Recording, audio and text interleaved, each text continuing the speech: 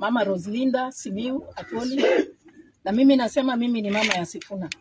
Nataka kushukuru sana Mheshimiwa Sifuna anapoongelelea juu ya afya ya kina mama na watoto wanaozaliwa. Mulisikia juzi kwa Senate wakisema kwamba wakati kina mama wanaenda kuzaa, wamama 5-6 wanashare kitanda moja. Kuna hospitali ambazo nursery za watoto zimekuwa ni kichinjio ya watoto ambao wanazaliwa. Hata Ministry of Health haina statistics ya watoto wangapi ambao wanakufa.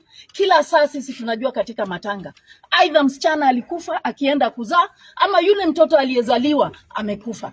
Na sisi tunashukuru, tunasema Sifuna, watu wamekupenda si ati kwa sababu una pesa. Wamekupenda because of your integrity. Na tunajua hiyo integrity yako itaendelea mbele, wa Kenya wakikubali, wakikupigia kura kama president wa Kenya. Na sisi kina mama wa Western tunasema tumebeba mimba ya miezi 9 na tunaenda kuzaa mtoto Sifuna 2027. Ambia wale saa mtoto kufika ikifika, hata uweke mkono lazima mtoto azaliwe.